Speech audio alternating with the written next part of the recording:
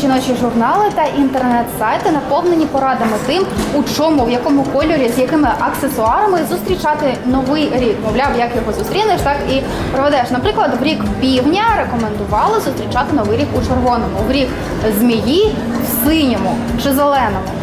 І от 2018 рік рекомендують усюди зустрічати у одязі відтінків природних, земляних, жовтих, зелених, теракотових. Чи так це насправді, чи всім личать такі відтінки, і врешті, які тренди зараз, і в чому найкраще, дійсно найкраще зустрічати новий рік, ми вам розкажемо просто зараз. Друзі, з вами, як завжди, у цій порі жіночий журнал і ваша улюблена Катерина Янтарна. Привіт! Привіт, здравствуйте. Буду вам зараз радити, як виглядати красиво і ще краще, ніж це взагалі можливо.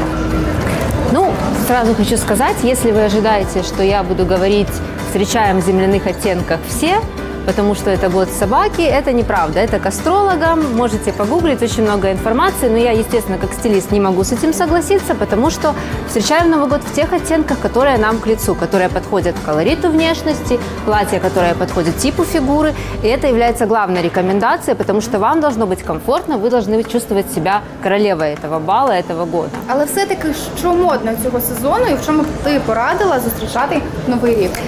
Я сейчас расскажу о нескольких тенденциях. Они все в разных стилях. То есть, во-первых, вам надо определиться, к какому стилю вы склонны.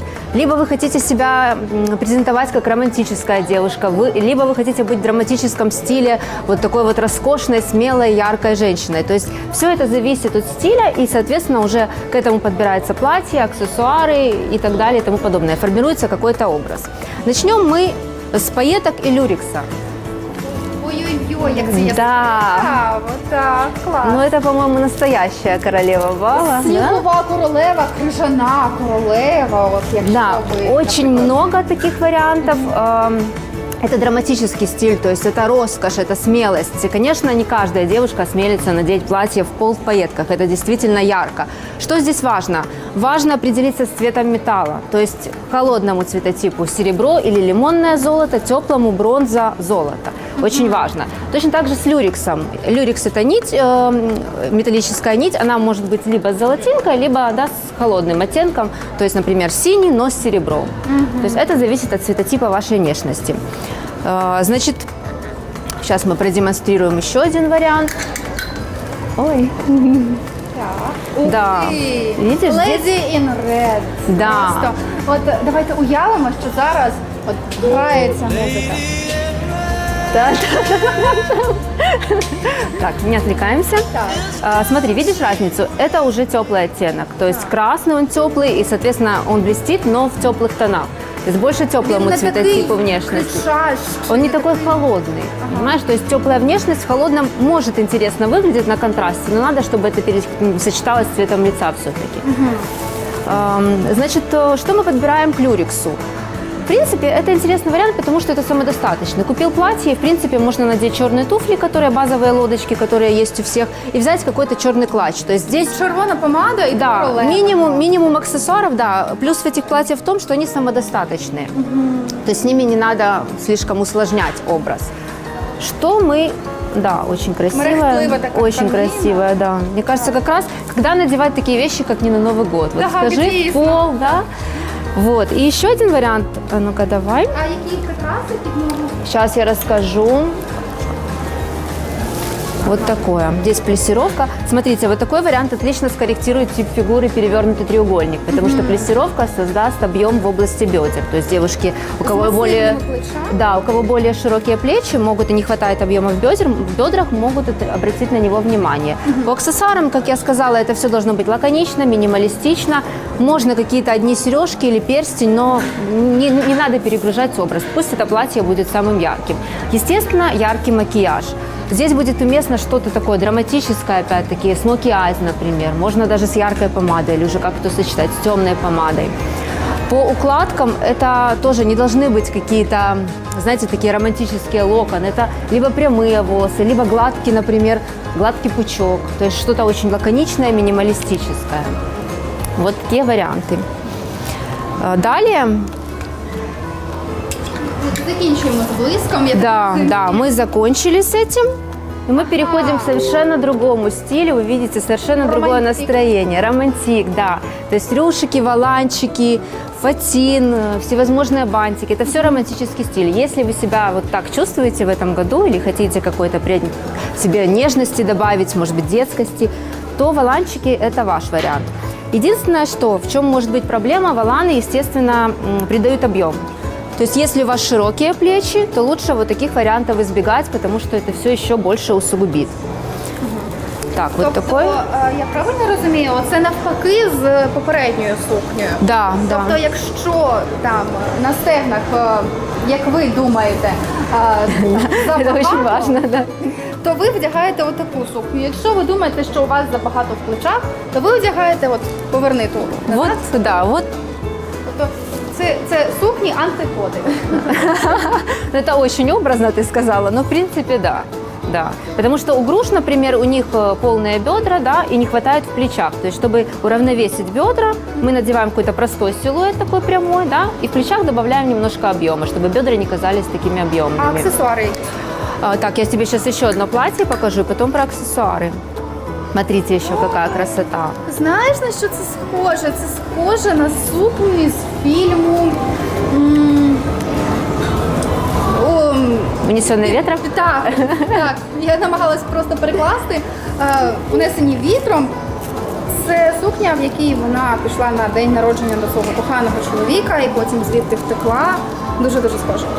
Но здесь, да, вот такое ретро, я думаю, рукавчик передает. Такой немножко ретро-оттенок. Видите, тоже люрекс, но настроение платья совершенно другое. Да? Мы видим в нем больше уже романтики за счет вот этого волана. Это тоже вариант, который очень сильно расширяет плечи, видите? То есть. Но хотя здесь, в принципе, длинный силуэт, так что это может быть и не важно, да? Потому что здесь все скроет, как бы, должно быть неплохо, в принципе, любому типу фигуры. Вот.